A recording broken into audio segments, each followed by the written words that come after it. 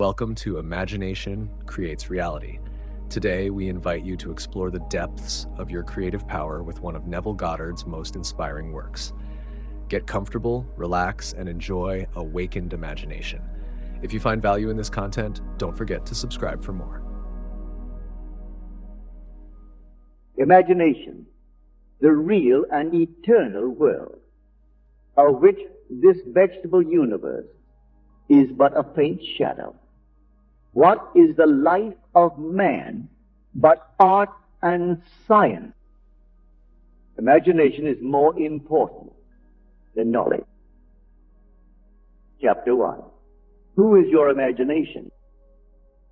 I rest not from my great task to open the eternal world, to open the immortal eyes of man inwards into the worlds of thought, into eternity, ever expanding in the bosom of God.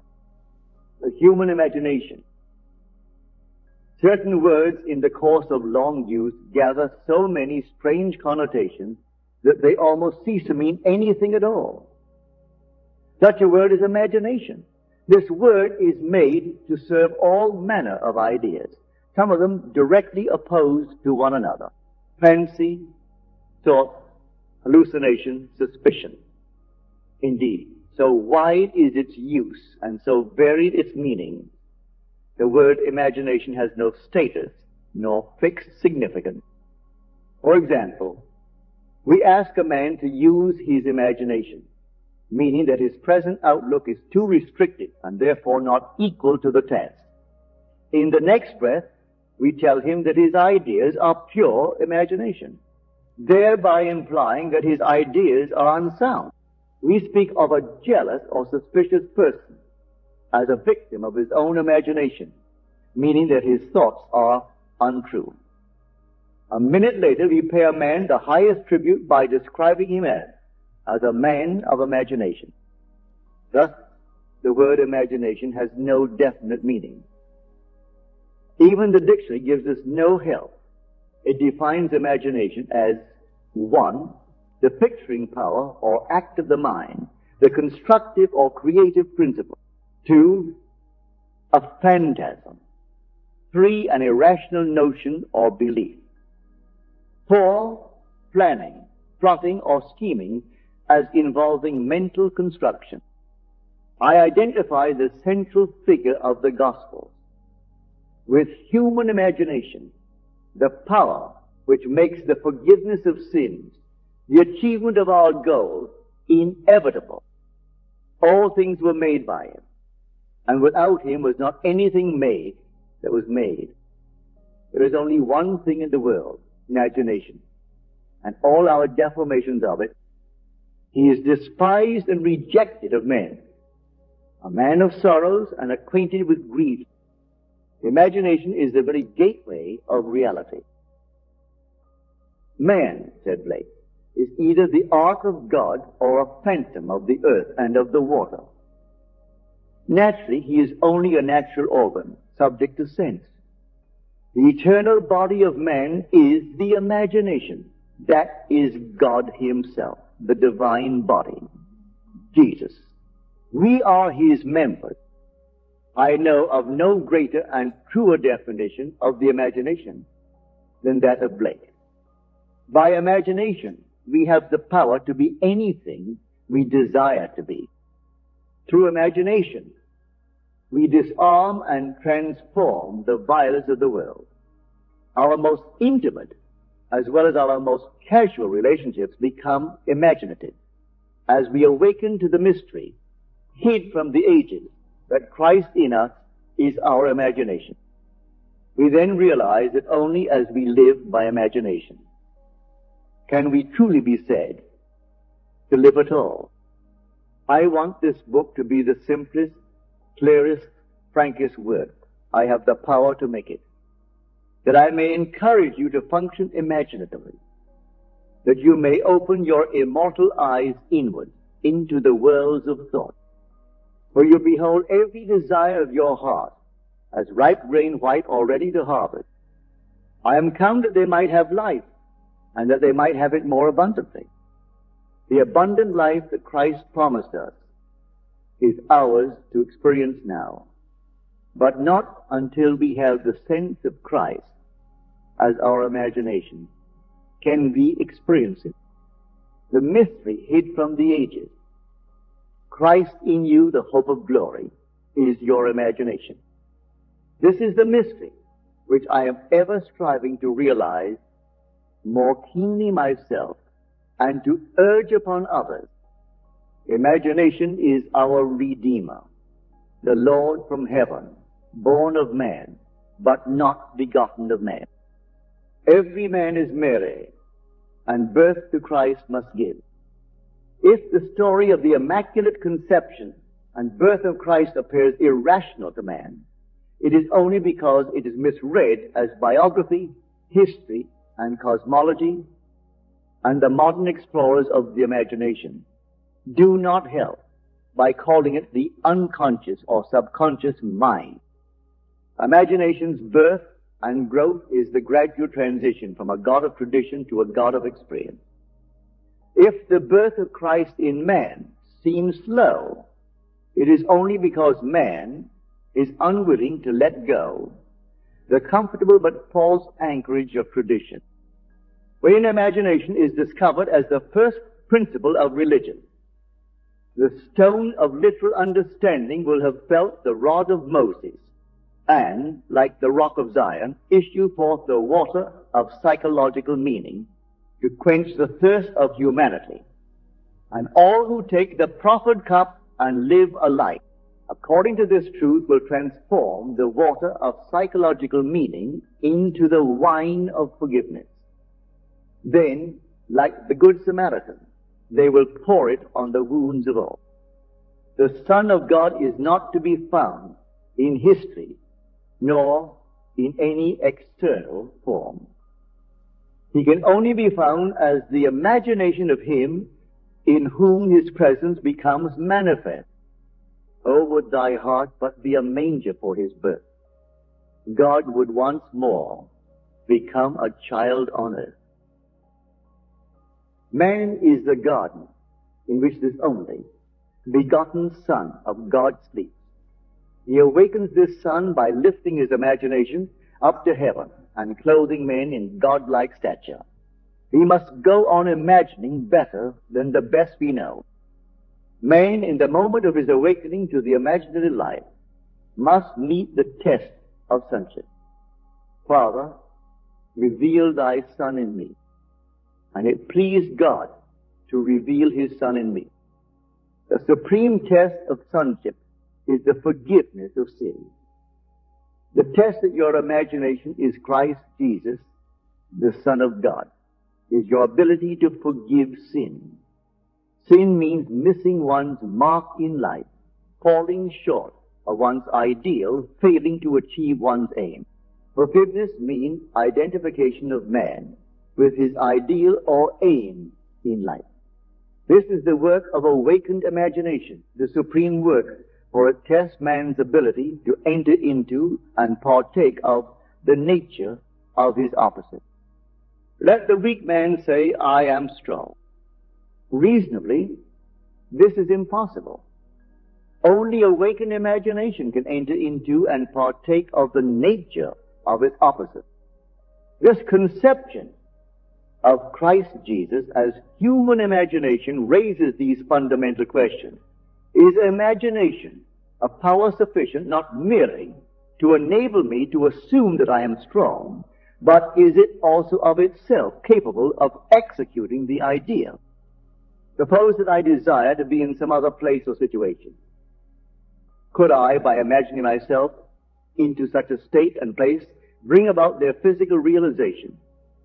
Suppose I could not afford the journey, and suppose my present social and financial status suppose the idea that I want to realize. Would imagination be sufficient of itself to incarnate these desires? Does imagination comprehend reason? By reason, I mean deductions from the observations of the senses. Does it recognize the external world of facts? In the practical way of everyday life is imagination a complete guide to behavior. Suppose I am capable of acting with continuous imagination. That is, suppose I am capable of sustaining the feeling of my wish fulfilled. Will my assumption harden into fact? And if it does harden into fact, shall I in reflection find that my actions through the period of incubation have been reasonable? Is my imagination of power sufficient, not merely to assume the feeling of the wish fulfilled, but is it also of itself capable of incarnating the ideal, after assuming that I am already what I want to be? Must I continually guide myself by reasonable ideas and actions in order to bring about the fulfillment of my assumption? Experience has convinced me that an assumption, though false, if persisted in, will harden into fact. That continuous imagination is sufficient for all things, and all my reasonable plans and actions will never make up for my lack of continuous imagination. Is it not true that the teachings of the Gospels can only be received in terms of faith, and that the Son of God is constantly looking for signs of faith in people? That is, faith in their own imagination is not the promise. Believe that ye receive, and ye shall receive. The same as imagine that you are, and you shall be. Was it not an imaginary state in which Moses endured, as seeing him who is invisible? Was it not by the power of his own imagination that he endured? Truth depends upon the intensity of the imagination, not upon external facts. Facts are the fruit-bearing witness of the use of the imagination. Man becomes what he imagines. He has a self-determined history. Imagination is the way, the truth, the life revealed.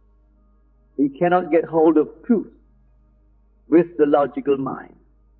Where the natural man of sense sees a bud, imagination sees a rose full blown.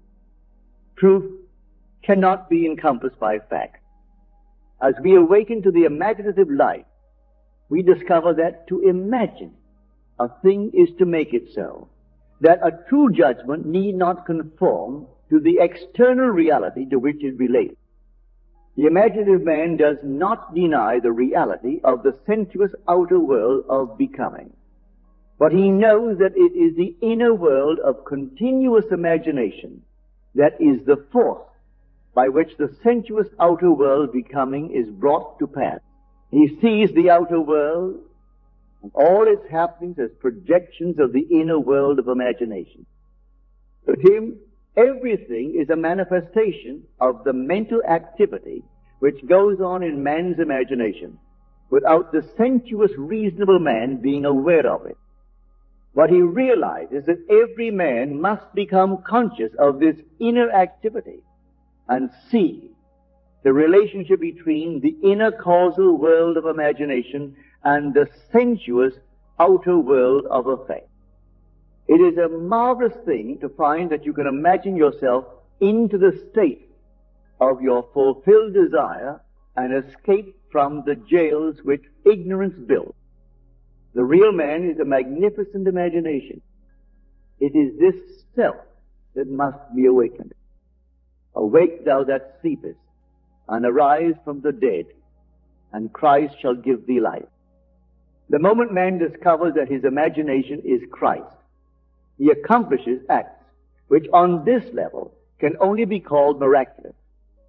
But until man has the sense of Christ as his imagination, you did not choose me, I have chosen you. He will see everything in pure objectivity without any subjective relationship, not realizing that all that he encounters is part of himself. He rebels at the thought that he has chosen the conditions of his life, that they are related by affinity to his own mental activity. Man must firmly come to believe that reality lies within him and not without. although others have bodies, a life of their own, their reality is rooted in you, ends in you, as yours ends in God. Chapter 2, Sealed Instructions. The first power that meets us at the threshold of the soul's domain is the power of imagination. I was first made conscious of the power, nature, and redemptive function of imagination through the teachings of my friend Abdullah. And through subsequent experiences, I learned that Jesus was a symbol of the coming of imagination to man, that the test of his birth in man was the individual's ability to forgive sin. That is, his ability to identify himself or another with his aim in life. Without the identification of man with his aim, the forgiveness of sin is an impossibility, and only the Son of God can forgive sin. Therefore, man's ability to identify himself with his aim, though reason and his senses deny it, is proof of the birth of Christ in him. To passively surrender to appearances and bow before the evidence of facts is to confess that Christ is not yet born in you. Although this teaching shocked and repelled me at first, for I was a convinced and earnest Christian, and did not then know that Christianity could not be inherited by the mere accident of birth, but must be consciously adopted as a way of life. It's told later on, through visions, mystical revelations, and practical experiences, into my understanding and found its interpretation in a deeper mood. But I must confess that it is a trying time when those things are shaken which one has always taken for granted. Seest thou these great buildings? There shall not be left one stone upon another that shall not be thrown down. Not one stone of literal understanding will be left after one drinks the water of psychological meaning. All that has been built up by natural religion is cast into the flames of mental fire. Yet what better way is there to understand Christ Jesus than to identify the central character of the Gospels with human imagination? Knowing that every time your imagination lovingly on behalf of another, you are literally mediating God to man, and thereby feeding and clothing Christ Jesus, and that whenever you imagine evil against another, you are literally beating and crucifying Christ Jesus. Every imagination of man is either the cup of cold water or the sponge of vinegar to the parched lips of Christ. Let none of you imagine evil in your hearts against his neighbor, warned the prophet Zechariah. When man heeds this advice, he will awake from the imposed sleep of Adam into the full consciousness of the Son of God. He is in the world, and the world is made by him, and the world knows him not. Human imagination. I ask myself many times, if my imagination is Christ Jesus, and all things are possible to Christ Jesus, are all things possible to me? Through experience, I have come to know that when I identify myself with my aim in life, then Christ is awake in me. Christ is sufficient for all things. For in him dwelleth all the fullness of the Godhead bodily. And ye are complete in him, which is the head of all principality and power. My grace is sufficient for thee. I lay down my life that I might take it again. No man taketh it from me, but I lay it down to myself. What a comfort it is to know that all that I experience is the result of my own standard of belief. That I am the center of my own web of circumstances, and that as I change, so must my outer world. The world presents different appearances according as our states of consciousness differ. What we see when we are identified with a state cannot be seen when we are no longer fused with it. By state is meant all that man believes and consents to as true. No idea presented to the mind can realize itself unless the mind accepts it. It depends on the acceptance, the state with which we are identified, how things present themselves. In the fusion of imagination and state is to be found the shaping of the world as it seems. The world is a revelation of the states with which imagination is fused. It is the state from which we think that determines the objective world in which we live. The rich man, the poor man, the good man, the thief are what they are by virtue of the states from which they view the world. On the distinction between these states depends the distinction between the worlds of these men. Individually, so different is this same world. It is not the actions and behavior of the good man that should be matched, but his point of view. Outer reforms are useless if the inner state is not changed. Success is gained not by imitating the outer actions of the successful, but by right inner actions and inner talking. If we detach ourselves from a state, and we may, at any moment, the conditions and circumstances to which that union gave being vanish. It was in the fall of 1933 in New York City that I approached Abdullah with a problem. He asked me one simple question: what do you want? I told him that I would like to spend the winter in Barbados, but that I was broke. I literally did not have a nickel. If you will imagine yourself to be in Barbados, said he, thinking and viewing the world from that state of consciousness, instead of thinking of Barbados, you will spend the winter there. You must not concern yourself with the ways and means of getting there, for the state of consciousness of already being in Barbados, if occupied by your imagination, will devise the means best suited to realize itself. Man lives by committing himself to invisible states, by fusing his imagination with what he knows to be other than himself, and in this union he experiences the result of that fusion. No one can lose what he has, save by detachment from the state where the things experienced have their natural life. You must imagine yourself right into the state of your fulfilled desire, Abdullah told me, and fall asleep viewing the world from Barbados. The world which we describe from observation must be as we describe it relative to ourselves. Our imagination connects us with the state desire, but we must use imagination masterfully, not as an onlooker thinking of the end, but as a partaker thinking from the end. We must actually be there in imagination.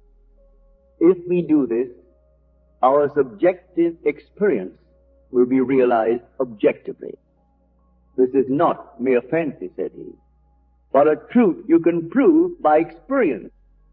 His appeal to enter into the wish fulfilled was the secret of thinking from the end. Every state is already there as mere possibility as long as you think of it, but is overpoweringly real when you think from it. Thinking from the end is the way of Christ.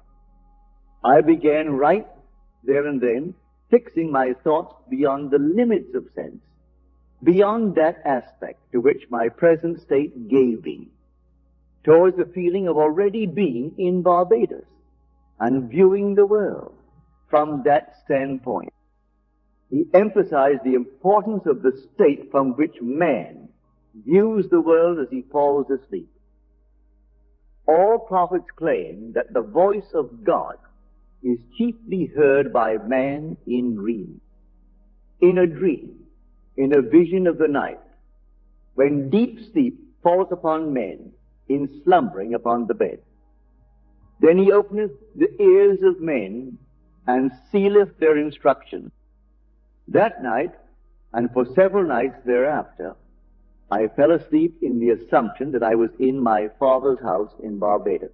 Within a month, I received a letter from my brother saying that he had a strong desire to have the family together at Christmas and asking me to use the enclosed steamship ticket for Barbados. I sailed 2 days after I received my brother's letter and spent a wonderful winter in Barbados. This experience has convinced me that man can be anything he pleases if he will make the conception habitual and think from the end.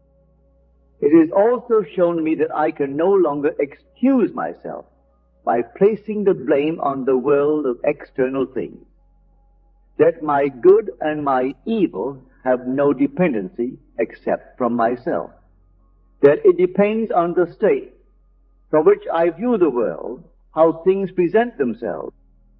Man, who is free in his choice, acts from conceptions which he freely, though not always wisely, chooses.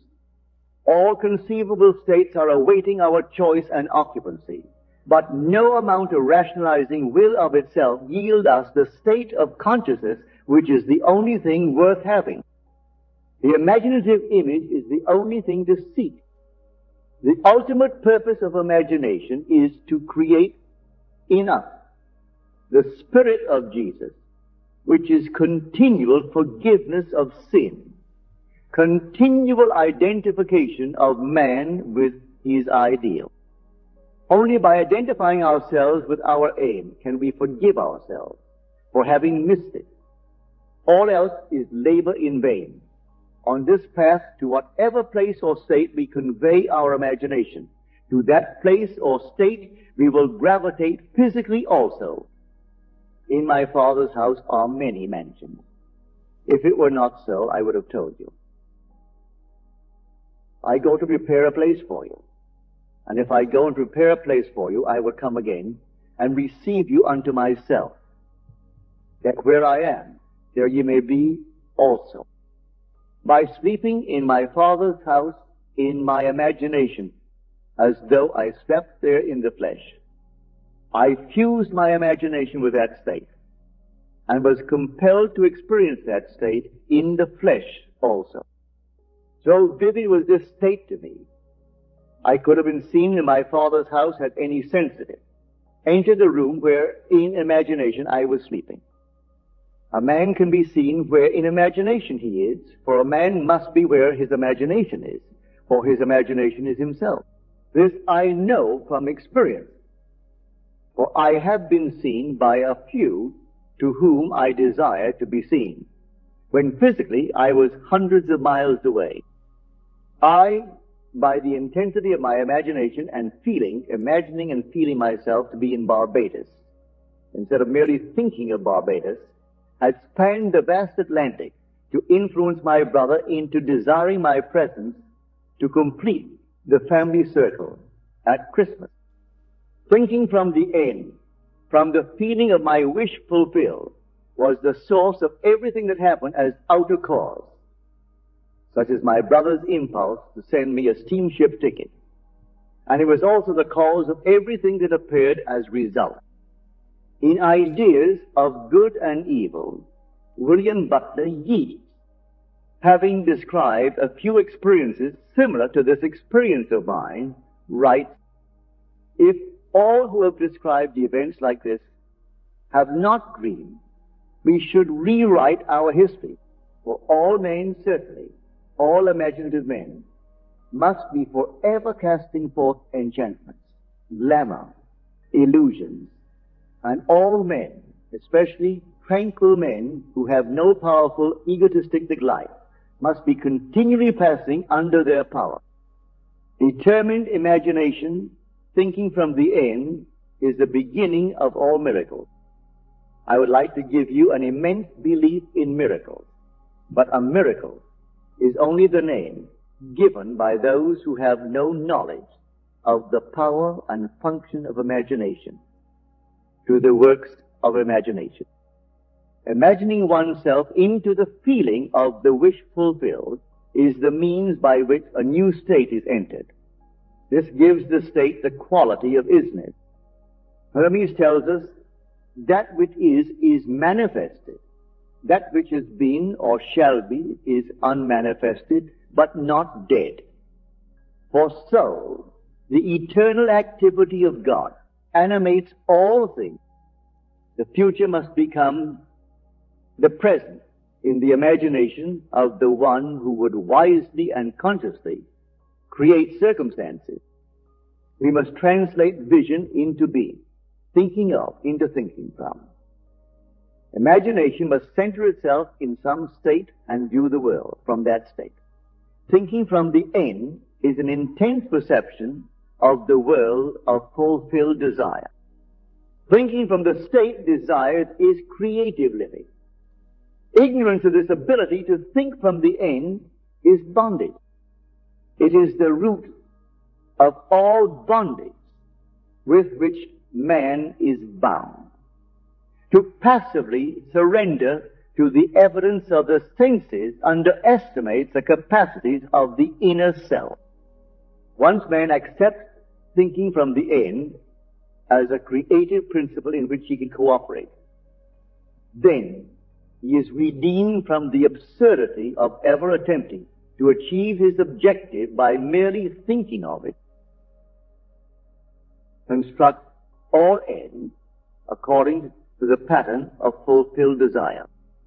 The whole of life is just the appeasement of hunger, and the infinite states of consciousness from which a man can view the world are purely a means of satisfying that hunger.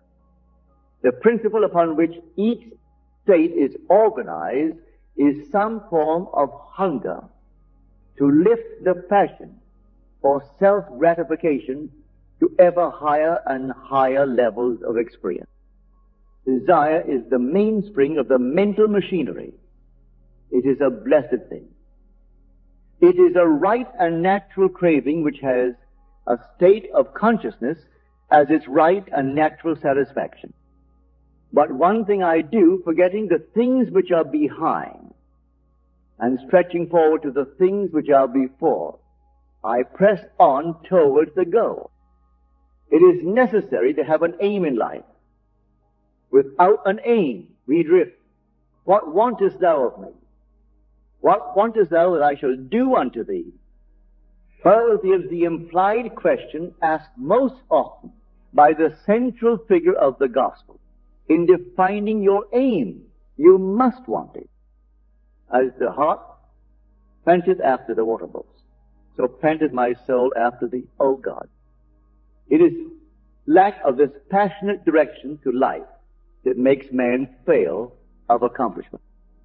The spanning of the bridge between desire, thinking of, and satisfaction, thinking from, is all important.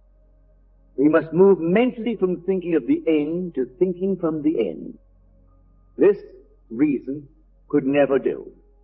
By its nature, it is restricted to the evidence of the senses, but the imagination, having no such limitation, can.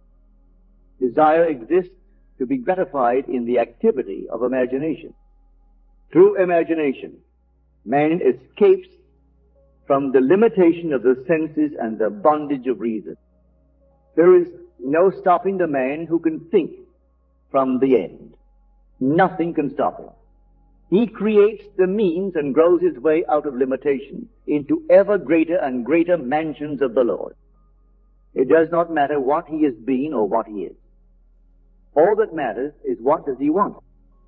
He knows that the world is a manifestation of the mental activity which goes on within himself. So he strives to determine and control the ends from which he thinks. In his imagination he dwells in the end, confident that he shall dwell there in the flesh also. He puts his whole trust in the feeling of the wish fulfilled, and lives by committing himself to that state. For the art of fortune is to tempt himself to do.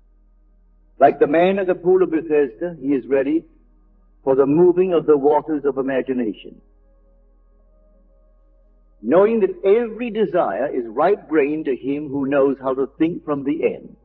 He is indifferent to mere reasonable probability and confident that through continuous imagination, his assumptions will harden into fact. But how to persuade men everywhere that thinking from the end is the only living, how to foster it in every activity of man, how to reveal it as the plenitude of life and not the compensation of the disappointed. That is the problem. Life is a controllable thing. You can experience what you please once you realize that you are his son and that you are what you are by virtue of the state of consciousness from which you think and view the world. Son, thou art ever with me, and all that I have is thine. Chapter 3, Highways of the Inner World. And the children struggled within her. And the Lord said unto her, 2 nations are in thy womb, and 2 manner of people shall be separated from thy bowels. And the one people shall be stronger than the other people, and the elder shall serve the younger. Duality is an inherent condition of life. Everything that exists is double. Man is a dual creature with contrary principles embedded in his nature. They war within him and present attitudes to life which are antagonistic. This conflict is the eternal enterprise, the war in heaven, the never-ending struggle of the younger or inner man of imagination to assert his supremacy over the elder or outer man of sense. The first shall be last, and the last shall be first. He it is who coming after me is preferred before me. The second man is the Lord from heaven. Man begins to awake to the imaginative life the moment he feels the presence of another being in himself. In your limbs lie nations twain, rival races from their birth. One the mastery shall gain, the younger over the elder reign. There are 2 distinct centers of thought or outlook on the world, possessed by every man. The Bible speaks of these 2 outlooks as natural and spiritual. The natural man receiveth not the things of the Spirit of God, for they are foolishness unto him. Neither can he know them, because they are spiritually discerned. Man's inner body is as real in the world of subjective experience as his outer physical body is real in the world of external reality. But the inner body expresses a more fundamental part of reality. This existing inner body of man must be consciously exercised and directed. The inner world of thought and feeling to which the inner body is attuned has its real structure and exists in its own higher space. There are 2 kinds of movement.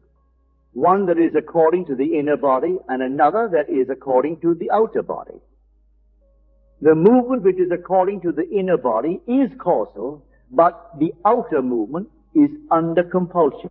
The inner movement determines the outer, which is joined to it, bringing into the outer a movement that is similar to the actions of the inner body.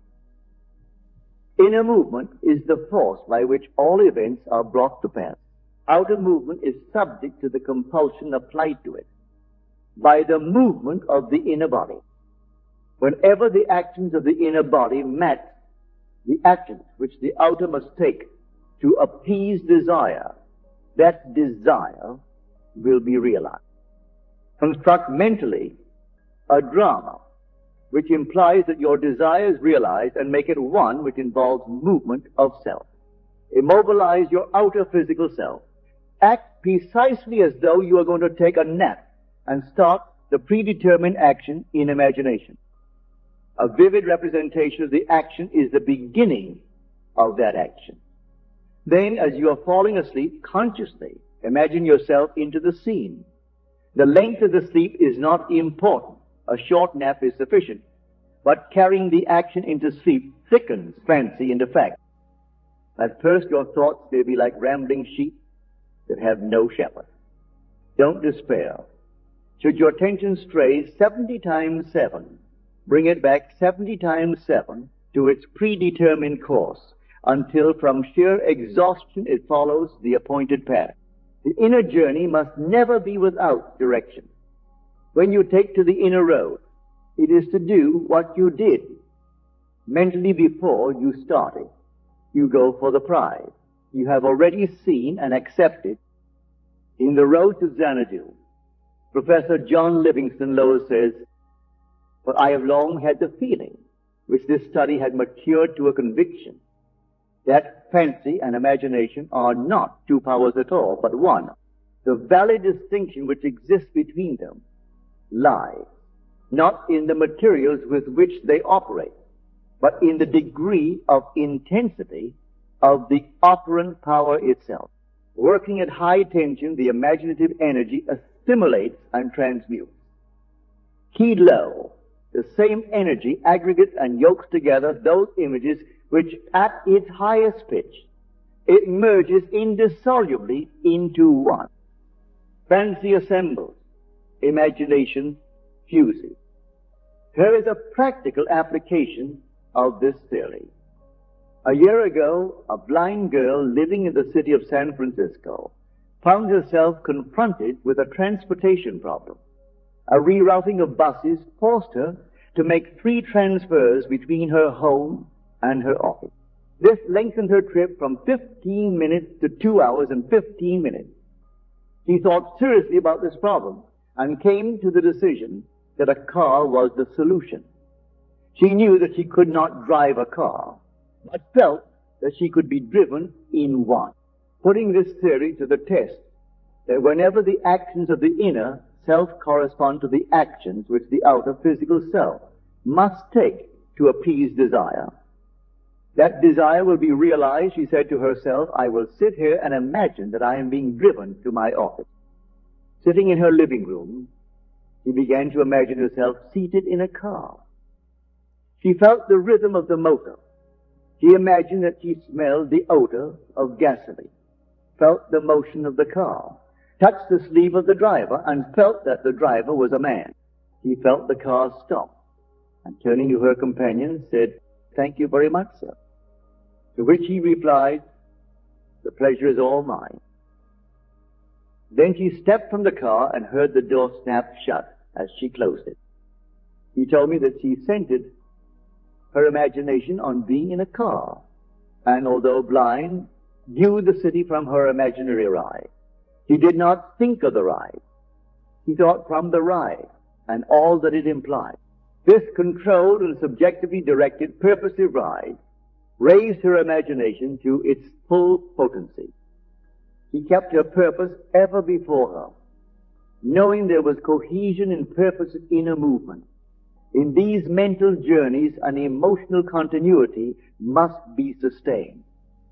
The emotion of fulfilled desire, expectancy and desire were so intensely joined that they passed at once from a mental state into a physical act. The inner self moves along the predetermined course, best when the emotions collaborate. The inner self must be fired, and it is best fired by the thought of great deeds and personal gain. We must take pleasure in our action. On 2 successive days, the blind girl took her imaginary ride, giving it all the joy and sensory vividness of reality. A few hours after her second imaginary ride, a friend told her of a story in the evening paper. It was a story of a man who was interested in the blind. The blind girl phoned him and stated her problem. The very next day, on his way home, he stopped in at a bar. And Wilder had the urge to tell the story of the blind girl to his friend, the proprietor. A total stranger, on hearing the story, volunteered to drive the blind girl home every day. The man who told the story then said, "If you will take her home, I will take her to work." This was over a year ago. And since that day, this blind girl has been driven to and from her office by these two gentlemen. Now, instead of spending 2 hours and 15 minutes on 3 buses, she's at her office in less than 15 minutes. And on that first ride to her office, she turned to her good Samaritan and said, "Thank you very much, sir." And he replied, "The pleasure is all mine." Thus, the objects of her imagination were to her the realities of which the physical manifestation was only the witness. The determinative, animating principle was the imaginative ride. Her triumph could be a surprise only to those who did not know of her inner ride. She mentally viewed the world from this imaginative ride with such a clearness of vision that every aspect of the city attained identity. These inner movements not only produced corresponding outer movements. This is the law which operates beneath all physical appearance. He who practices these exercises of bilocation will develop unusual powers of concentration and quiescence, and will inevitably achieve waking consciousness on the inner and dimensionally larger world. Actualizing strongly, she fulfilled her desire. For, viewing the city from the feeling of her wish fulfilled, she matched the state desired and granted that to herself, which sleeping men ask of God. To realize your desire, an action must start in your imagination, apart from the evidence of the senses involving movement of self and implying fulfillment of your desire. Whenever it is the action which the outer self takes to appease desire, that desire will be realized. The movement of every visible object is caused not by things outside the body, but by things within it, which operate from within outward. The journey is in yourself. You travel along the highways of the inner world. Without inner movement, it is impossible to bring forth anything. Inner action is introverted sensation. If you will construct mentally a drama which implies that you have realized your objective, then close your eyes and drop your thoughts inward, centering your imagination all the while in the predetermined action, and partake in that action. You will become a self-determined being. Inner action orders all things according to the nature of itself. Try it and see whether a desirable ideal once formulated is possible. For only by this process of experiment can you realize your potentiality. It is thus that this creative principle is being realized. So the clue to purposive living is to center your imagination in the action and feeling of fulfilled desire with such awareness, such sensitiveness that you initiate and experience movement upon the inner world. Ideas only act if they are felt, if they awaken inner movement. Inner movement is conditioned by self-motivation, outer movement by compulsion. Wherever the sole of your foot shall tread, the same give I unto you. And remember, the Lord thy God in the midst of thee is mighty. Chapter 4, the pruning shears of revision. The second man is the Lord from heaven. Never will he say caterpillars. He'll say, there's a lot of butterflies as is to be on our cabbages. Pure. He won't say, it's winter. He'll say, summer's sleeping, and there's no bud, little enough, nor sad colored enough, orchestra not to calend the beginning of the blow. The very first act of correction or cure is always revised. One must start with oneself. It is one's attitude that must be changed. What we are, that only can we see.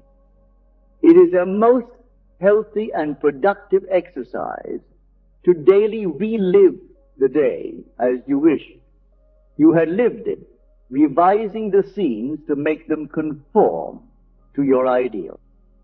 For instance, suppose today's mail brought disappointing news. Revise the letter. Mentally rewrite it and make it conform to the news you wish you had received. Then, in imagination, read the revised letter over and over again. This is the essence of revision. And revision results in reveal. The one requisite is to arouse your attention in a way and to such intensity that you become wholly absorbed in the revised action. You will experience an expansion and refinement of the senses by this imaginative exercise and eventually achieve vision. But always remember that the ultimate purpose of this exercise is to create in you the Spirit of Jesus, which is continual forgiveness of sin. Revision is of greatest importance when the motive is to change oneself, when there is a sincere desire to be something different, when the longing is to awaken the ideal active spirit of forgiveness. Without imagination, man remains a being of sin. Man either goes forward to imagination or remains imprisoned in his senses. To go forward to imagination is to forgive. Forgiveness is the life of the imagination. The art of living is the art of forgiving. Forgiveness is, in fact, experiencing in imagination the revised version of the day, experiencing in imagination what you wish you had experienced in the flesh. Every time one really forgives, that is, every time one relives the event as it should have been lived, one is born again. Father, forgive them. Is not the plea that comes once a year, but the opportunity that comes every day. The idea of forgiving is a daily possibility, and if it is sincerely done, it will lift man to higher and higher levels of being. He will experience a daily Easter, and Easter is the idea of rising transformed, and that should be almost a continuous process. Freedom and forgiveness are indissolubly linked. Not to forgive is to be at war with ourselves, for we are freed according to our capacity to forgive. Forgive, and you shall be forgiven. Forgive, not merely from a sense of duty or service. Forgive because you want to. Thy ways are ways of pleasantness, and all thy paths are peace. You must take pleasure in revision. You can forgive others effectively only when you have a sincere desire to identify them with their ideal. Duty has no momentum. Forgiveness is a matter of deliberately withdrawing attention from the unrevised day and giving it full strength and joyously to the revised day. If a man begins to revise even a little of the vexations and troubles of the day, then he begins to work practically on himself. Every revision is a victory over himself, and therefore a victory over his enemy. A man's foes are those of his own household, and his household is his state of mind. He changes his future as he revises his day. When a man practices the art of forgiveness, of revision, however factual the scene on which sight then rests, he revises it with his imagination and gazes on one never before witnessed. The magnitude of the change which any act of revision involves makes such change appear wholly improbable to the realist, the unimaginative man. But the radical changes in the fortunes of the prodigal were all produced by a change of heart. The battle man fights is fought out in his own imagination. The man who does not revise the day has lost the vision of that life, into the likeness of which it is the true labor of the Spirit of Jesus to transform this life.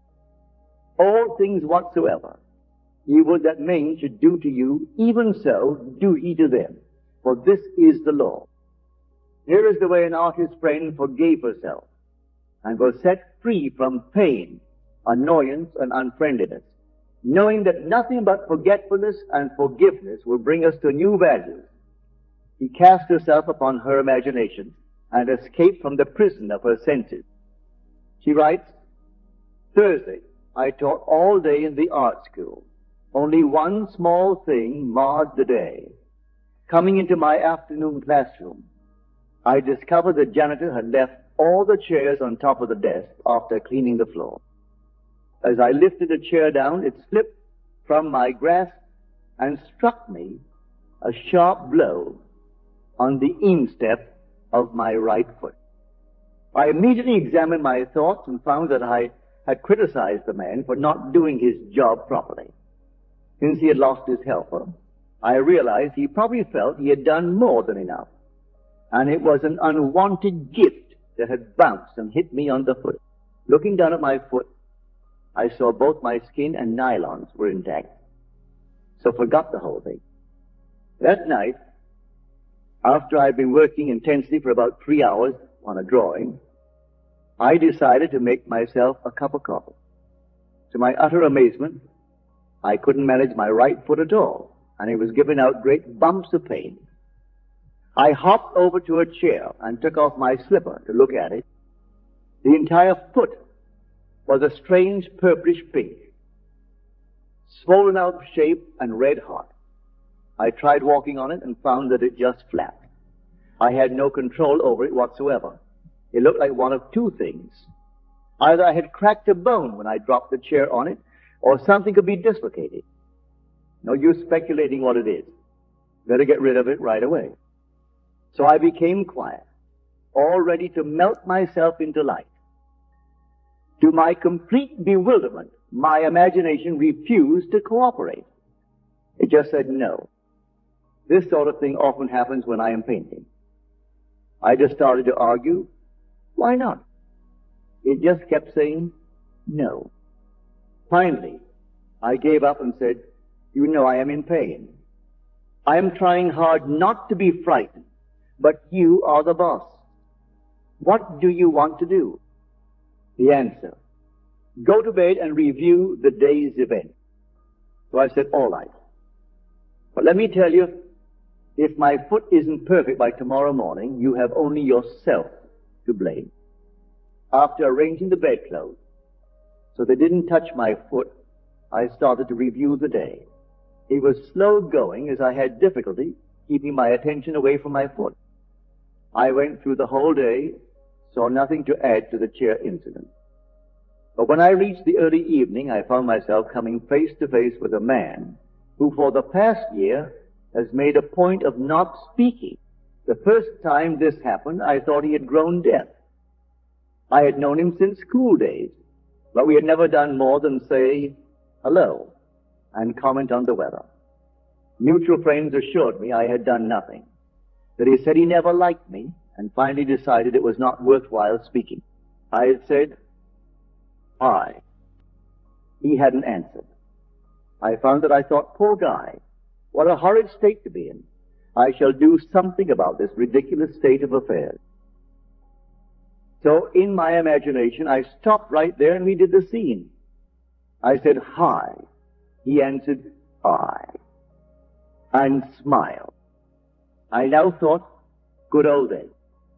I ran the scene over a couple of times and went on to the next incident and finished up the day. Now what do we do, my foot or the concert? I had been melting and wrapping up a wonderful present of courage and success for a friend who was to make her debut the following day, and I had been looking forward to giving it to her tonight. My imagination sounded a little bit solemn as it said, let us do the concert. It will be more fun. But first, couldn't we just take my perfectly good imagination foot out of this physical one before we start? I pleaded, by all means. That done, I had a lovely time at the concert, and my friend got a tremendous ovation. By now, I was very, very sleepy and fell asleep doing my project. The next morning, as I was putting on my slipper, I suddenly had a quick memory picture of withdrawing a discolored and swollen foot from the same slipper. I took my foot out and looked at it. It was perfectly normal in every respect. There was a tiny pink spot on the instep, but I remembered I had hit it with the chair. What a vivid dream that was, I thought, and dressed. While waiting for my coffee, I wandered over to my drafting table and saw that all my brushes were lying helter-skelter and unwashed. Whatever possessed you to leave your brushes like that? Don't you remember? It was because of your foot. So it hadn't been a dream after all, but a beautiful healing. She had won by the art of revision what you would never have won by force. In heaven, the only art of living is forgetting forgiving, especially to the female. We should take our life, not as it appears to be, but from the vision of this artist, from the vision of the world made perfect that is buried under all minds, buried and waiting for us to revise the day. We are led to believe a lie when we see with not through the eye a revision of the day, and what she held to be so stubbornly real was no longer so to her, and like a dream had quietly faded away. You can revise the day to please yourself, and by experiencing in imagination. The revised speech and actions not only modify the trend of your life story, but turn all its discord into harmony. The one who discovers the secret of revision cannot do otherwise than let himself be guided by love. Your effectiveness will increase with practice. Revision is the way by which right can find its appropriate might. Resist not evil. All passionate conflicts result in an interchange of characteristics. To him that knoweth to do good, and doeth it not, to him it is sin. To know the truth, you must live the truth. And to live the truth, your inner actions must match the actions of your fulfilled desire. Expectancy and desire must become one. Your outer world is only actualized inner movement. Through ignorance of the law of revision, those who take to warfare are perpetually defeated. Only concepts that idealize depict the truth. Your ideal of man is his truest self. It is because I firmly believe that whatever is most profoundly imaginative is, in reality, most directly practical, that I ask you to live imaginatively and to think into and to personally appropriate the transcendent saying, Christ in you, the hope of glory. Don't blame, only resolve. It is not man and the earth at their loveliest, but you practicing the art of revision make paradise. The evidence of this truth can lie only in your own experience of it. Try revising the day. It is to the pruning shears of revision that we owe our prime fruit. Chapter 5, the coin of heaven. There's a firm persuasion the thing is so. Make it so. And the prophet replied, all poets believed that it does. And in ages of imagination, this firm persuasion removed mountains. But many are not capable of a firm persuasion of anything. Let every man be fully persuaded in his own mind. Persuasion is an inner effort of intense attention. To listen attentively as though you heard is to evoke, to activate. By listening, you can hear what you want to hear and persuade those beyond the range of the outer ear. Speak it inwardly in your imagination only. Make your inner conversation match your fulfilled desire. What you desire to hear without, you must hear within. Embrace the without within. and become one who hears only that which implies the fulfillment of his desire. And all the external happenings in the world will become a bridge leading to the objective realization of your desire. Your inner speech is perpetually written all around you in happening. Learn to relate these happenings to your inner speech, and you will become self-taught. By inner speech is meant those mental conversations which you carry on with yourself. They may be inaudible when you are awake because of the noise and distractions of the outer world of becoming. But they are quite audible in deep meditation and dream. Or whether they be audible or inaudible, you are their author and fashion your world in their likeness. There is a God in heaven, and heaven is within you, that revealeth secrets and maketh known to the king Nebuchadnezzar what shall be in the latter days.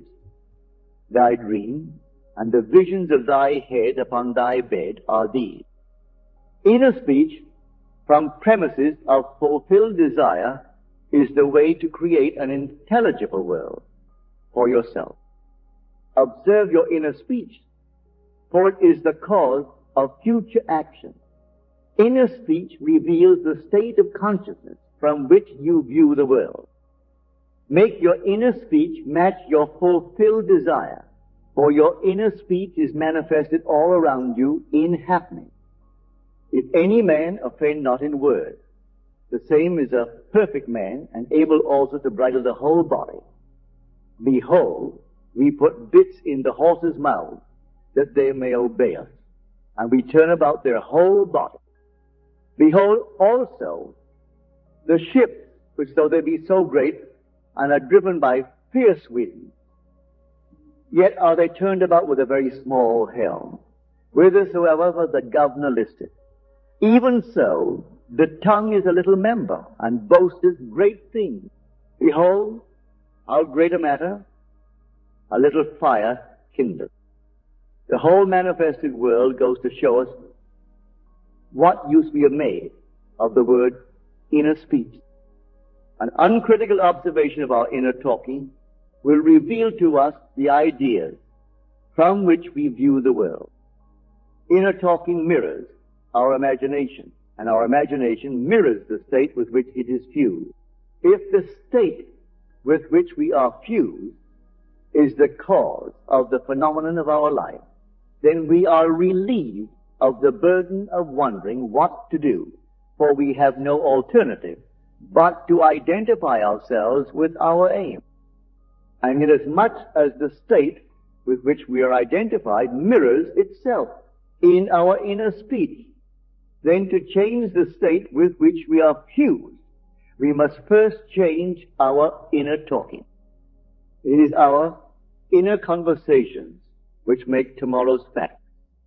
Put off the former conversation, the old man which is corrupt, and be renewed in the spirit of your mind. Put on the new man which is created in righteousness. Our minds, like our stomachs, are whetted by change of food. Stop all of the old mechanical negative inner talking and start a new positive and constructive inner speech from premises of fulfilled desire. Inner talking is the beginning, the sowing of the seeds of future action to determine the action. You must consciously initiate and control your inner talking. Construct a sentence which implies the fulfillment of your aim, such as, I have a large, steady, dependable income, consistent with integrity and mutual benefit, or I am happily married, I am wanted, I am contributing to the good of the world. And repeat such a sentence over and over until you are inwardly affected by it. Our inner speech represents in various ways the world we live in. In the beginning was the Word, that which is so ye reap. Yonder field, the sesamum, was sesamum, the corn was corn. The silence and the darkness knew. So is a man's fate born. Ends run true to origin. Those that go searching for love only make manifest their own lovelessness. And the loveless never find love. Only the loving find love, and they never have to seek for it. Man attracts what he is. The art of life is to sustain the feeling of the wish fulfilled and let things come to you. Not to go after them or think they flee away. Observe your inner talking and remember your aim. Do they match? Does your inner talking match what you would say ordinarily had you achieved your goal? The individual's inner speech and actions attract the conditions of his life. Through uncritical self-observation of your inner talking, you find where you are in the inner world. And where you are in the inner world is what you are in the outer world. You put on the new man whenever ideals and inner speech match. In this way alone can the new man be born. Inner talking matures in the dark. From the dark, it issues into the light. The right inner speech is the speech that would be yours, for you to realize your ideal. In other words, it is the speech of fulfilled desire. I am that. There are two gifts which God has bestowed upon man alone and on no other mortal creature.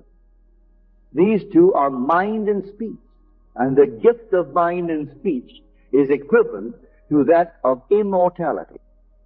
If a man uses these two gifts rightly, he will differ in nothing from the immortal. And when he quits the body, mind and speech will be his guide. And by them, he will be brought into the troop of the gods and the souls that have attained to bliss. The circumstances and conditions of life are outpictured inner talking, solidified sound. Inner speech calls events into existence. In every event is the creative sound that is its life and being. All that a man believes and consents to as true reveals itself in his inner speech. It is his word, his life. Try to notice what you're saying in yourself at this moment, to what thoughts and feelings you are consenting. They will be perfectly woven into your tapestry of life. To change your life, you must change your inner talking. For life, said Hermes, is the union of word and mind. When imagination matches your inner speech to fulfill desire, there will then be a straight path in yourself from within out, and the without will instantly reflect the within for you, and you will know reality is only actualized inner talking. Receive with meekness the inborn word which is able to save your soul. Every stage of man's progress is made by the conscious exercise of his imagination, matching his inner speech to his fulfilled desire. Because man does not perfectly match them. The results are uncertain, while they might be perfectly certain. Persistent assumption of the wish fulfilled is the means of fulfilling the intention. As we control our inner talking, matching it to our fulfilled desires, we can lay aside all other processes. Then we simply act by clear imagination and intention. We imagine the wish fulfilled and carry on mental conversations from that premise. Through controlled inner talking from premises of fulfilled desire, seeming miracles are performed. The future becomes the present and reveals itself in our inner speech. To be held by the inner speech of fulfilled desire is to be safely anchored in life. Our lives may seem to be broken by events, but they are never broken so long as we retain the inner speech of fulfilled desire. All happiness depends on the active, voluntary use of imagination to construct and inwardly affirm that we are what we want to be. We match ourselves to our ideals by constantly remembering our aim and identifying ourselves with it. We fuse with our aims by frequently occupying the feeling of our wish fulfilled. It is the frequency, the habitual occupancy, that is the secret of success. The oftener we do it, the more natural it is. Fancy assembles. Continuous imagination fuses. It is possible to resolve every situation by the proper use of imagination. Our task is to get the right sentence, the one which implies that our desire is realized, and fire the imagination with it. All this is intimately connected with the mystery of the still small voice. Inner talking reveals the activities of imagination, activities which are the causes of the circumstances of life. As a rule, man is totally unaware of his inner talking, and therefore sees himself not as the cause, but the victim of circumstance. To consciously create circumstance, man must consciously direct his inner speech, matching the still small voice to his fulfilled desire. He calls things not seen as though they were. Right inner speech is essential. It is the greatest of the arts. It is the way out of limitation into freedom. Ignorance of this art has made the world a battlefield and penitentiary where blood and sweat alone are expected, when it should be a place of marveling and wondering. Right inner talking is the first step to becoming what you want to be. Speech is an image of mind, and mind is an image of God. On the morning of April 12, 1953, my wife was awakened by the sound of a great voice of authority speaking within her and saying, "You must stop spending your thought, time, and money. Everything in life must be an investment. To spend is to waste, to squander, to lay out without return. To invest is to lay out for a purpose from which a profit is expected." This revelation of my wife is about the importance of the moment. It is about the transformation of the moment.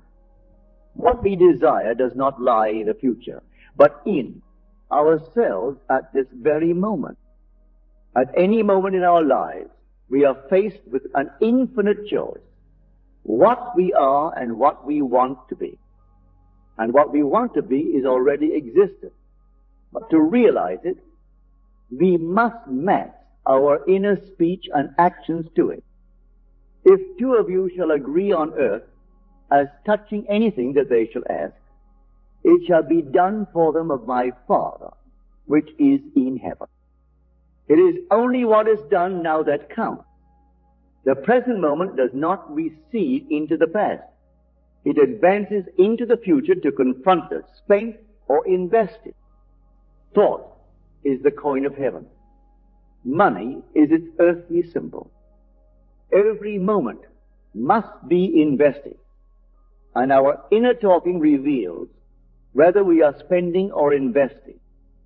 Be more interested in what you are inwardly saying now than what you have said by choosing wisely what you think and what you feel now.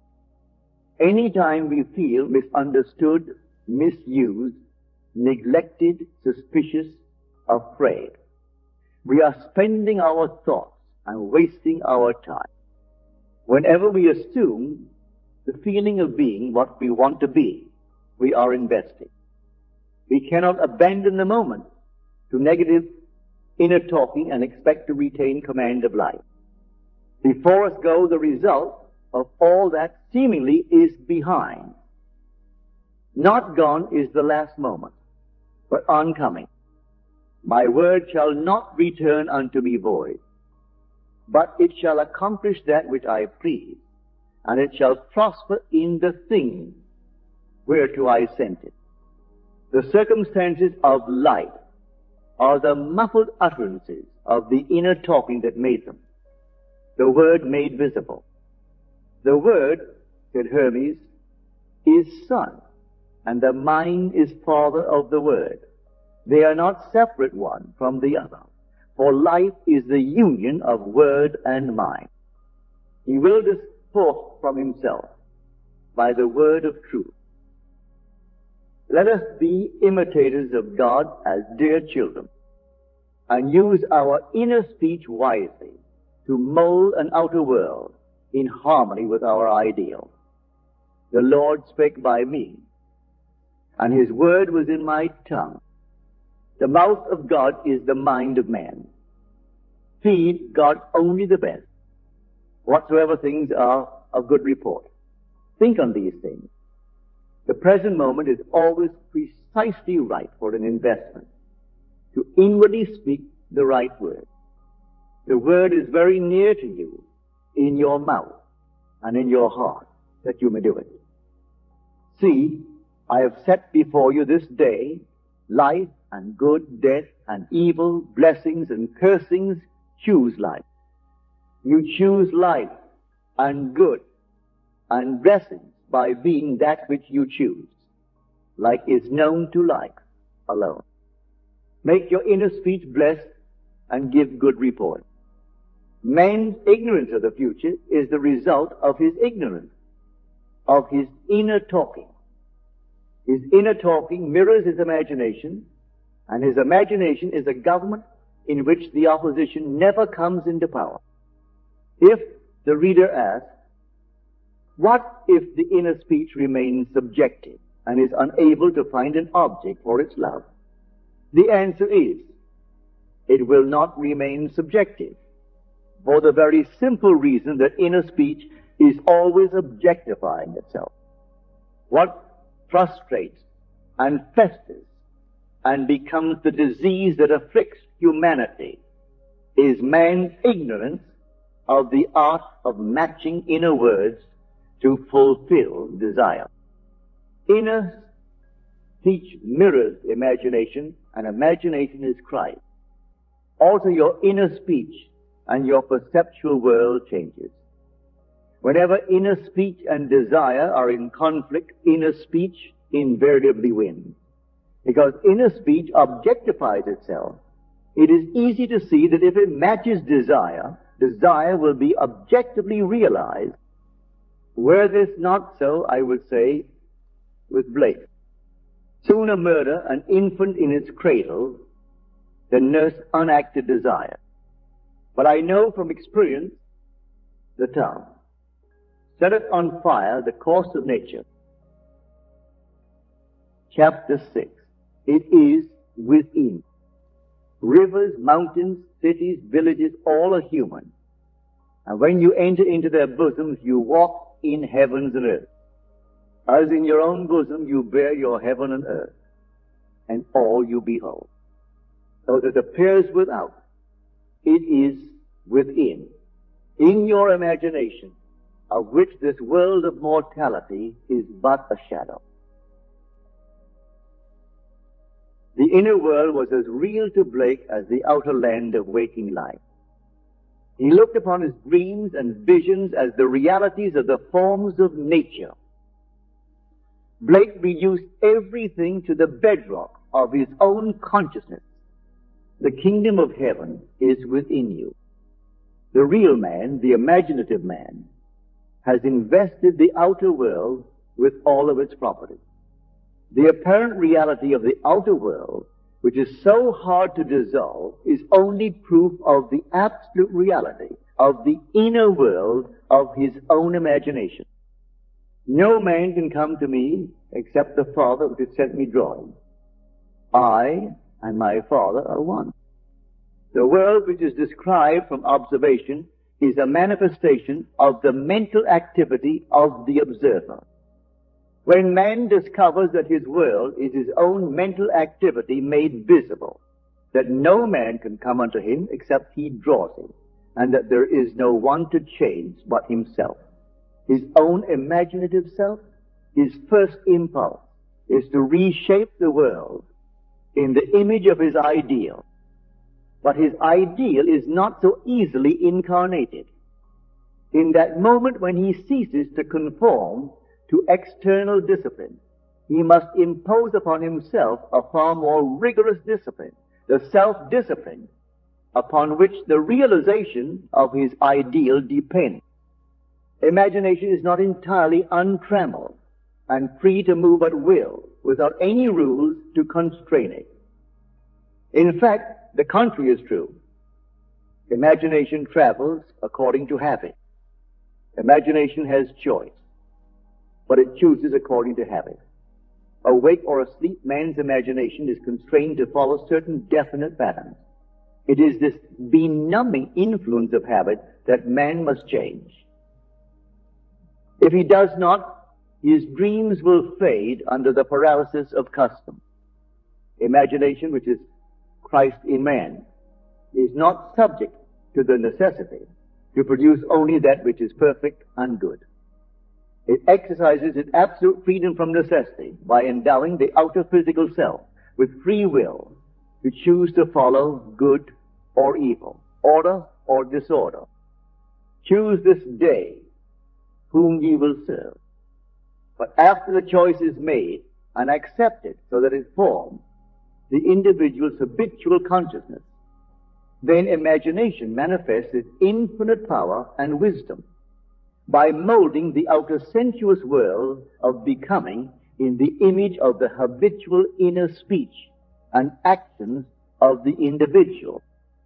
To realize his ideal, man must first change the pattern which his imagination has followed.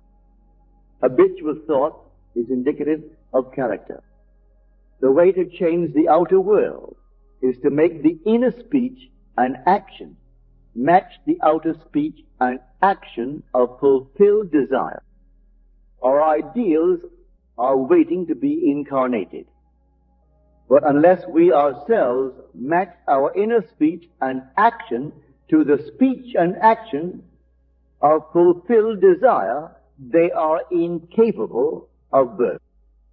Inner speech and action are the channels of God's action. He cannot respond to our prayer unless these paths are offered. The outer behavior of man is mechanical. It is subject to the compulsion applied to it by the behavior of the inner self. And old habits of the inner self hang on till replaced by new ones. It is a peculiar property of the second or inner man that he gives to the outer self something similar to his own reality of being. Any change in the behavior of the inner self will result in corresponding outer changes. The mystic calls a change of consciousness death. By death he means not the destruction of imagination and the state with which it was fused, but the dissolution of their union. Fusion is union rather than oneness. Thus the condition to which that union gave being vanished. I die daily, said Paul to the Corinthians. Blake said to his friend, Kraft Robinson, there is nothing like death. Death is the best thing that can happen in life. But most people die so late and take such an unmerciful time in dying. God knows their neighbors never see them rise from the dead. To the outer man of sense, who knows nothing of the inner man of being. This is sheer nonsense. But Blake made the above quite clear when he wrote in the year before he died. William Blake, one who is very much delighted with being in good company. Born 28 November 1750, 7 in London, and has died several times since. When man has the sense of Christ as his imagination, he sees why Christ must die and rise again from the dead to save man, why he must detach his imagination from his present state and match it to a higher concept of himself if he would rise above his present limitations and thereby save himself. Here is a lovely story of a mystical death which was witnessed by a neighbor. Last week, writes the one who rose from the dead, a friend offered me her home in the mountains for the Christmas holidays, as she thought she might go east. She said that she would let me know this week. We had a very pleasant conversation, and I mentioned you and your teaching in connection with a discussion of Dunn's experiment with time, which she had been reading. Her letter arrived Monday. As I picked it up, I had a sudden sense of depression. However, when I read it, she said I could have the house and told me where to get the keys. Instead of being cheerful, I grew still more depressed. So much so, I decided there must have been something between the lines which I was getting intuitively. I unfolded the letter and read the first page through. And as I turned to the second page, I noticed she had written a postscript on the back of the first sheet. It consisted of an extremely blunt and heavy-handed description of an unlovely trait in my character which I had struggled for years to overcome. And for the past 2 years I thought I had succeeded. Yet here it was again, described with clinical exactitude. I was stunned and desolated. I thought to myself, what is this letter trying to tell me? In the first place, she invited me to use her house, as I had been seeing myself in some lovely home during the holidays. In the second place, nothing comes to me except I draw it. And thirdly, I have been hearing nothing but good news. So the obvious conclusion is that something in me corresponds to this letter, and no matter what it looks like, it is good news. I reread the letter, and as I did so, I asked, what is there here for me to see? And then I saw. It started out. After our conversation of last week, I feel I can tell you. And the rest of the page was as studied with ease and was it as currents in a seed cake. A great feeling of elation swept over me. It was all in the past. The thing I had labored so long to correct was done. I suddenly realized that my friend was a witness to my resurrection. I whirled around the studio chanting, it's all in the past. It is done. Thank you, it is done. I gathered all my gratitude up in a big ball of light and shot it straight to you. And if you saw a flash of lightning Monday evening, shortly after 6 your time, that was it. Now, instead of writing a polite letter, because it is the correct thing to do, I can write giving sincere thanks for her frankness and thanking her for the loan of her house. Thank you so much for your teaching, which has made my beloved imagination truly my Savior. And now, if any man should say unto her, lo, here is Christ, or there, she will believe it not, for she knows that the kingdom of God is within her, and that she herself must assume full responsibility for the incarnation of her ideal, and that nothing but death and resurrection will bring her to it. He has found her Savior, her beloved imagination, forever expanding in the bosom of God. There is only one reality, and that is Christ. Human imagination, the inheritance and final achievement of the whole of humanity, that we, seeking the truth in love, may grow up into Him in all things, which is the head, even Christ. Chapter 7. Creation is finished. I am the beginning and the end. There is nothing to come that has not been and is. Blake saw all possible human situations as already made states. He saw every aspect, every plot and drama as already worked out as mere possibilities, as long as we are not in them, but as overpowering realities when we are in them. He described these states as sculptures of Lowes' Hall. Distinguish, therefore, states from individuals in those states. States change, but individual identities never change nor cease. The imagination is not a state, said Blake. It is the human existence itself. Affection or love becomes a state when divided from imagination. Just how important this is to remember is almost impossible to say, but the moment the individual realizes this for the first time is the most momentous in his life.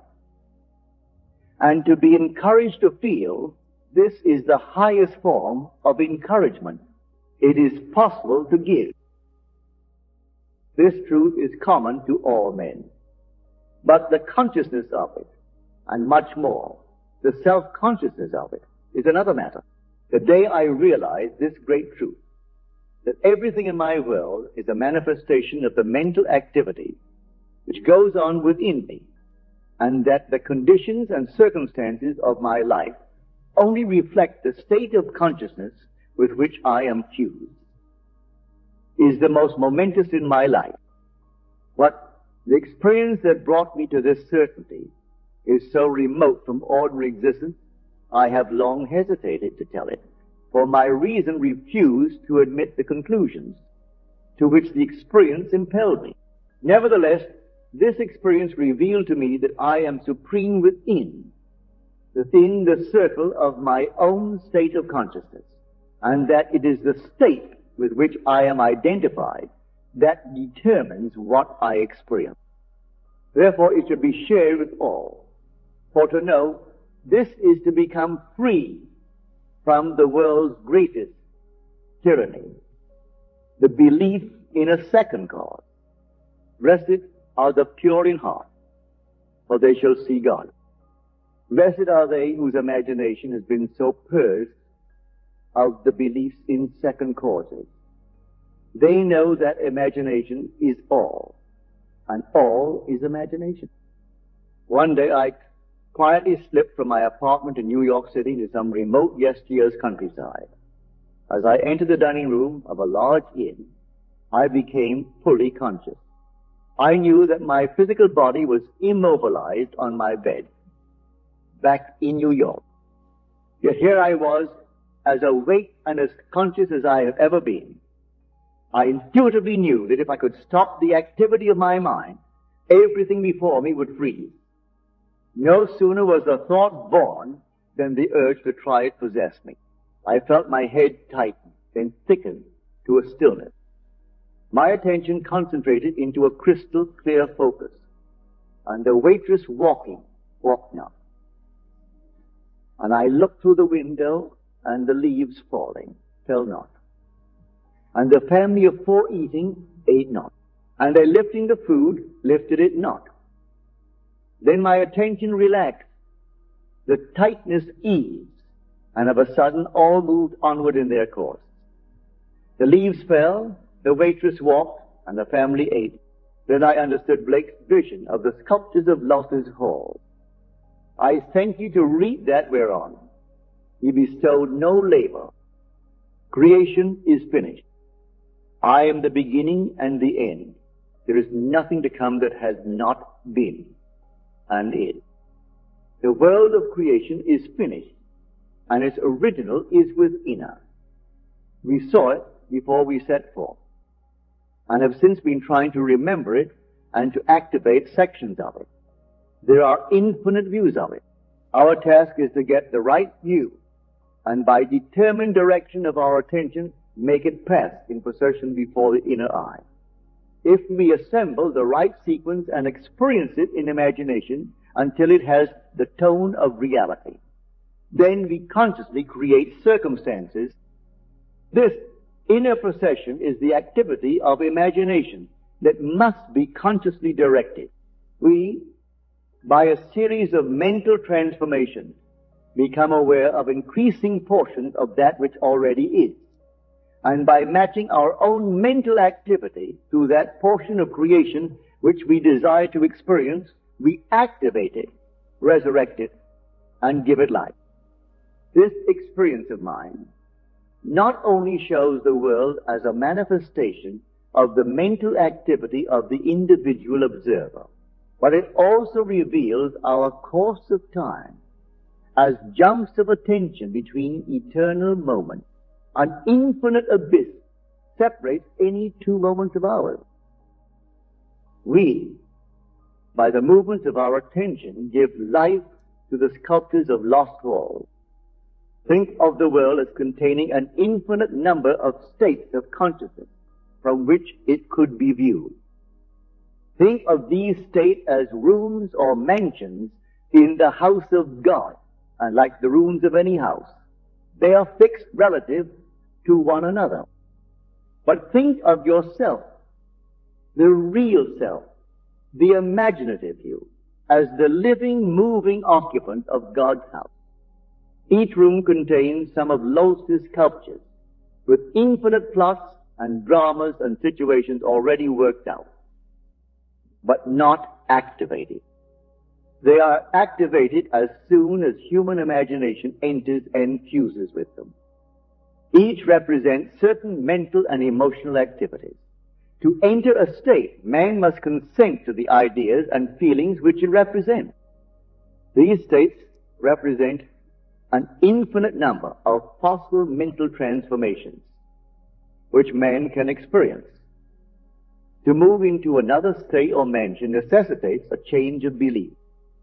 All that you could ever desire is already present and only waits to be met by your belief.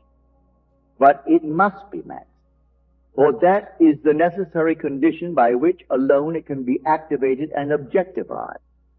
Matching the beliefs of a state is the seeking that finds, the knocking to which it is open, the asking that receives. Go in and possess the land. The moment man matches the beliefs of any state, he fuses with it. And this union results in the activation and projection of its plots, plans, dramas, and situations. It becomes the individual's home from which he views the world. It is his workshop. And if he's observant, he will see outer reality shaping itself upon the model of his imagination. It is for this purpose of training us in image making that we were made subject to the limitations of the senses and clothed in bodies of flesh. It is the awakening of the imagination, the returning of his Son, that our Father waits for.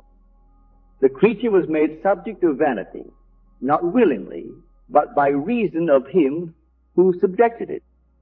But the victory of the Son, the return of the prodigal, assures us that the creature shall be delivered from the bondage of corruption into the glorious liberty of the Son. We were subjected to this biological experience because no one can know of imagination who has not been subjected to the vanities and limitations of the flesh, who has not taken his share of sonship and gone prodigal, who has not experimented and tasted this cup of experience. And confusion will continue until man awakes and a fundamentally imaginative view of life has been reestablished and acknowledged as basic. I should preach the unsearchable riches of Christ and make all men see what is the fellowship of the mystery which from the beginning of the world has been hid in God, who created all things by Jesus Christ. Bear in mind that Christ in you is your imagination. As the appearance of our world is determined by the particular state with which we are fused, so may we determine our fate as individuals by fusing our imaginations with ideals we seek to realize. On the distinction between our states of consciousness depends the distinction between the circumstances and conditions of our life. Man who is free in his choice of state often cries out, to be saved from the state of his choice. And he shall cry out in that day because of your king, which he shall have chosen you. And the Lord will not hear you in that day. Nevertheless, the people refused to obey the voice of Samuel. And they said, Nay, but we will have a king over us. Choose wisely the state that you will serve. All states are lifeless until imagination fuses with them. All things, when they're admitted, are made manifest by the light. For everything that is made manifest is light. And ye are the light of the world, by which those ideas to which you have consented are made manifest. Hold fast to your ideals. Nothing can take it from you but your imagination. Don't think of your ideals, think from it. It is only the ideals of which you think that are ever realized. Man lives not by bread alone, but by every word that proceeds out of the mouth of God. And the mouth of God is the mind of man. Become a drinker and an eater of the ideals you wish to realize. Have a set, definite aim, or your mind will wander, and wandering it eats every negative suggestion. If you live right mentally, everything else will be right. By a change of mental diet, you can alter the course of observed events. But unless there is a change of mental diet, your personal history remains the same. You illuminate or darken your life by the ideas to which you consent. Nothing is more important to you than the ideas on which you feed. And you feed on the ideas from which you think. If you find the world unchanged, it is a sure sign that you are wanting infidelity to the new mental diet which you neglect in order to condemn your environment. You are in need of a new and sustained attitude. You can be anything you please if you will make the conception habitual for any idea which excludes all others from the field of attention discharges in action. The ideas and moods to which you constantly return define the state with which you are fused. Therefore, train yourself to occupy more frequently the feeling of your wish fulfilled. This is creative magic. It is the way to work toward fusion with the desired state. If you would assume the feeling of your wish fulfilled more frequently, you would be master of your fate. But unfortunately, you shut out your assumption for all but the occasional hour. Practice making real to yourself the feeling of the wish fulfilled. After you have assumed the feeling of the wish fulfilled, do not close the experience as you would a book, but carry it around like a fragrant odor. Instead of being completely forgotten, let it remain in the atmosphere, communicating its influence automatically to your actions and reactions. A mood often repeated gains a momentum that is hard to break or check, so be careful of the feelings you entertain. Habitual moods reveal the state with which you are fused. It is always possible to pass from thinking to the end, you desire to realize, to thinking from the end. But the crucial matter is thinking from the end. For thinking from means unification or fusion with the ideal. Whereas in thinking of the end, there is always subject and object. The thinking individual and the thing thought, you must imagine yourself into the state of your wish fulfilled in your love for that state. And in so doing, live and think from it and know more of it. You pass from thinking of to thinking from by centering your imagination in the feeling of the wish fulfilled. Chapter 8. The apple of God's eye. What think ye of the Christ? Whose son is he? When this question is asked of you, let your answer be, Christ is my imagination, and though I see not yet all things put under him, yet I know that I am Mary, from whom sooner or later he shall be born, and eventually do all things through Christ. The birth of Christ is the awakening of the inner or second man. It is becoming conscious of the mental activity within oneself, which activity continues whether we are conscious of it or not. The birth of Christ does not bring any person from a distance or make anything to be that was not there before. It is the unveiling of the Son of God in man. The Lord cometh in clouds is the prophet's description of the pulsating rings of golden liquid light on the head of him in whom he awaits. The coming is from within and not from without, as Christ is in us. This great mystery, God was manifest in the flesh, begins with Advent, and it is appropriate that the cleansing of the temple, which temple ye are, stands in the forefront of the Christian mysteries. The kingdom of heaven is within you. Advent is unveiling the mystery of your being. If you will practice the art of revision by a life lived according to the wise, imaginative use of your inner speech and inner actions in confidence that by the conscious use of the power that worketh in us, Christ will awake in you. If you believe it, trust it, act upon it, Christ will awaken you. This is Advent. Great is the mystery. God was manifest in the flesh. From Advent on, he that toucheth, you toucheth the apple of God's eye.